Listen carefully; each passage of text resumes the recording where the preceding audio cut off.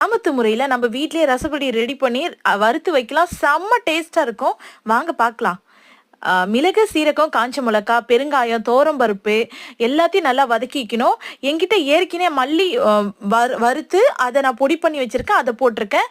பூண்டு, தக்காளி, அந்த 3 தக்காளி முழுசா அப்படி போட்டு இந்த அளவுக்கு பதமா நான் அரைச்சி வச்சிருக்கேன். இதுக்கு மேல நீங்க ரொம்ப அரைச்சிட்டீங்கன்னா அது டேஸ்டே போயிடும். தயவு செஞ்சு இந்த டேஸ்ட்டுக்கு அரைச்சிக்குங்க.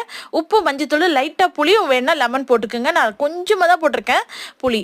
ஓகேங்க. அதுக்கப்புறம் எண்ணெய், கடுகு, கறிவேப்பிலை, காஞ்ச மிளகாய் எல்லாத்தையும் போட்டு தாளிச்சு பெருங்காயம் போட்டுட்டு நான் கையில பிசைஞ்சு வச்சிருந்தேன் இல்லையா, அதை அப்படியே எடுத்து இதுல ஊத்திட்டு மல்லித்தழையை போட்டேன்னா அவ்வளோ டேஸ்டா இருக்கும். அந்த கொதிக்கும் போது அந்த கலருக்கும் அதுக்கும் இன்னும் 2 சாப்பிடலாமான்னு தோணும். அந்த மாதிரி இருக்கும் ரசம். நீங்க கண்டிப்பா நீங்களும் ட்ரை பண்ணுங்க. தயவு செஞ்சு பொடியெல்லாம் வெளியில வாங்காதீங்க. உங்க ஹெல்த்தை நீங்களே வீணாக்காதீங்க. நம்ம உடல் தான் நமக்கு முக்கியம். இப்போ இது கொதிச்சதுக்கு அப்புறம் இதுதான் கன்சிடென்ட். இது நீங்க இறக்கலாம். மறக்காம சப்ஸ்கிரைப் பண்ணி எனக்கு சப்போர்ட் பண்ணுங்க.